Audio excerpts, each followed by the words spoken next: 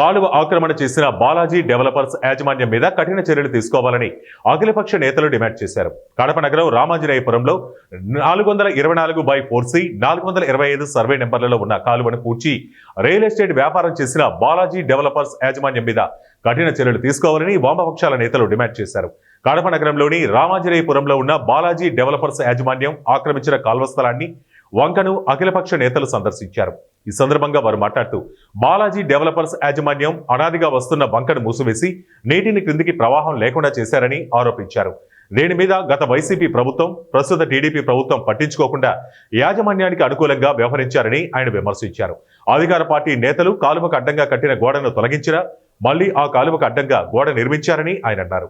Balaji developers యాజమాన్యానికి corporation అధికారులు ఏ రకంగా అనుమతులు మంజూరు చేశారని ఆయన ప్రశ్నించారు. అది ప్రభుత్వ స్థలమని, ఆ స్థలం ప్రైవేటు వ్యక్తులకు ఎలా కట్టబెట్టారని ఆయన ప్రశ్నించారు.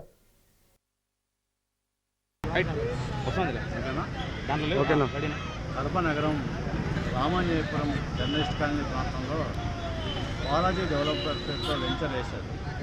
ఈ వెంచర్లో భూమి ప్రభుత్వ భూమి, కానీ ప్రైవేటు వ్యక్తులకి ఏ రకంగా కార్పొరేషన్ అధికారులు కట్టబెట్టారో సమాధానం చెప్పాల్సిన అవసరం ఉంది.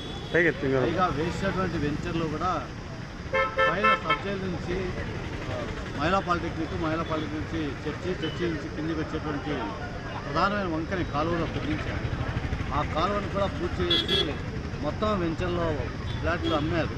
దీని కారణంగా పైన ఉన్నటువంటి నీళ్లు కిందికి పోవడానికి ప్రజానికం తీవ్ర ఇబ్బందులు పడుతున్నారు. సబ్జెక్ట్ నుంచి దిగువేట వరకు చాలా కాలం నుంచి అక్కడ వంక ఉంది. ఈ వంకను పూడ్చడం కారణంగా ఆ ప్రాంతంలో నీళ్ళని నిలిచిపోయే ప్రమాదం ఉంది. సబ్జెక్టులో ఉన్నటువంటి మొత్తం నీళ్ళన్నీ కిందికి రాకుండా చర్చి దగ్గర ఆగిపోయేటువంటి పరిస్థితి ఉంది. చర్చితో ఆగిపోవడం వల్ల పోలీస్ లైన్లో ఉన్నటువంటి ఇళ్లలోకి నీరు వెళ్ళేటువంటి పరిస్థితి కనిపిస్తూ ఉంది. అందుకోసం జిల్లా కలెక్టర్